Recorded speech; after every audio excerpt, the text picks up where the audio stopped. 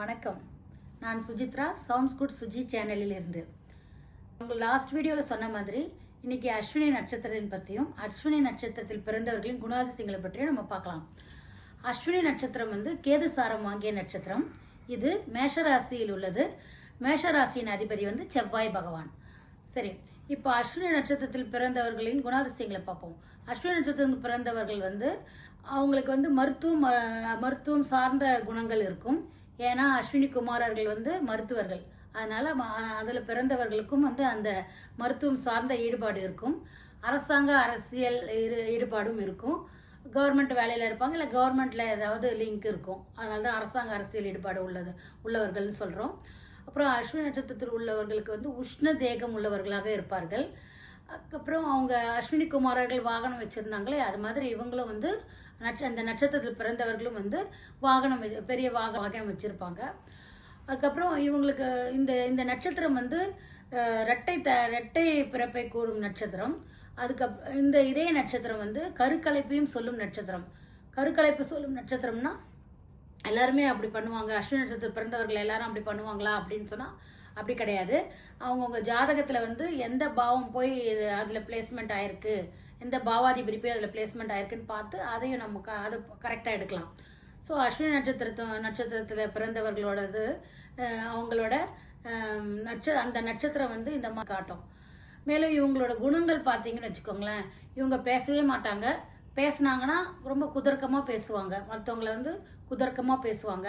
இவங்க அப்படி பேசுறதுனாலையோ என்னவோ அவங்களுக்கு பக்கத்தில் இருக்கிற பக்கத்தில் இருக்கிறவங்க கிட்டலாம் அவங்களுக்கு சில பிரச்சனைகள் வரும். இயல்பாகவே வரும் இல்லையா? அதனால குதர்க்கமாக பேசினா யாராக இருந்தாலும் பிரச்சனை வரதானே செய்யும். அது மாதிரி பிரச்சனைகள் வரும். அவங்களோட தேகம் உஷ்ண தேகம் உள்ளவங்க. அதனால என்ன ஆகும்னா, சூரிய தோஷம் கொண்ட நட்சத்திரம் அஸ்வினி நட்சத்திரம். அதனால உஷ்ண பாதிப்பு இருக்கும் அவங்க உடல்ல. அப்புறம் இவங்களுக்கு இந்த தலைவலி, அதுக்கப்புறம் மென்டல் ஒரிஸ் நிறைய இருக்கும், தூக்கமின்மை இருக்கும், இதெல்லாம் இருக்கும். அப்புறம் எப்போவுமே ஏதாவது ஒரு டென்ஷனோடையே இருப்பாங்க. அவங்க ஏதாவது ஒன்று நினச்சிக்கிட்டு அவங்களும் தூங்காமல் மற்றவங்களையும் தூங்க விடாமல் இப்படியெல்லாம் அஸ்வினி நட்சத்திரக்காரர்கள் இருப்பார்கள். ஆனால் ரொம்ப அறிவாளியும் கூட. இவங்க ரொம்ப அறிவாளியாக இருப்பாங்க. இவங்களுக்கு கணவனோட சொத்து இவங்களுக்கு கிடைக்கிறதுக்கு நிறைய சான்சஸ் இருக்குது. கணவனோட சொத்து இவங்களுக்கு கிடைக்கும். அதுக்கப்புறம் இந்த அஸ்வினி நட்சத்திரத்துக்காரர்கள் சரி, சூரிய தோஷம் பெற்றவர்கள்னு சொல்கிறோம் இல்லையா? இந்த சூரிய தோஷத்தை எப்படி நம்ம இது பண்ணுறது அப்படின்றதுக்கு அதுக்கு ஏதாவது ஒரு பரிகாரம் செய்யணும். சூரிய தோஷம் பெற்றவர்களுக்கு பார்த்தீங்கன்னா அவங்களுக்கு தந்தை இருப்பாங்க. தந்தை இருந்தாங்கன்னா அவங்களால இவங்களுக்கு எந்த பிரயோஜனமும் இருக்காது. தந்தை ரொம்ப பாசமாக தான் இருப்பார். அந்த பிள்ளைகளும் அவங்க கிட்ட ரொம்ப பாசமாக தான் இருப்பாங்க.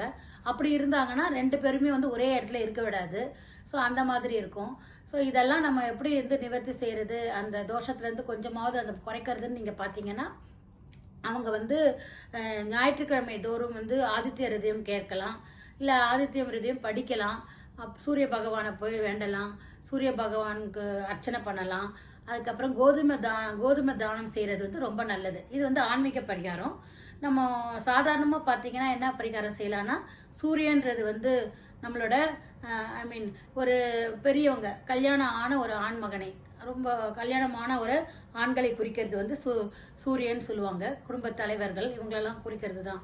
ஸோ இவங்களுக்கு வயதான ஆண்களை குறிப்பதும் சூரியன் தான் அந்த இடமும். ஸோ அது மாதிரி இருக்கிறவங்களுக்கெல்லாம் ஏதாவது ஒரு தேவை ஏதாவது ஏற்பட்டால் அவங்களுக்கு அந்த உதவி செய்யலாம். இதெல்லாம் செஞ்சோம்னா நமக்கு அந்த சூரிய தோஷம் கொஞ்சம் மட்டுப்படும். இதுதான் அவங்க சூரிய தோஷத்துக்காக பரிகாரங்கள், ஆன்மீக பரிகாரம். மற்றும் சமூகத்தில் இந்த மாதிரி இவங்களுக்கெல்லாம் ஹெல்ப் பண்ணிங்கன்னா இதெல்லாம் அந்த சூரிய தோஷன்றது குறையும். கோதுமையும் தானம் செய்கிறதும் ரொம்ப நல்லது. சரி, என்கிட்ட லாஸ்ட் வீடியோவில் நான் அஸ்வினி குமாரர்கள்னு அப்படின்னு நான் சொன்னதுக்கு நிறைய பேருக்கு அந்த அஸ்வினி குமாரர்கள் யார், அவங்கள எப்படி நம்ம வழிபடுறது அப்படின்னு கேட்டாங்க.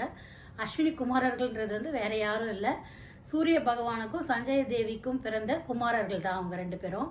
ஒருத்தர் நாசத்யான்னும் இன்னொருத்தர் தசரா என்றும் கூப்பிடுவாங்க அவங்கள. ஸோ நாசத்யா, தசரா இவங்க ரெண்டு பேருக்குமே மருத்துவ குணம் நிறைய இருக்குது.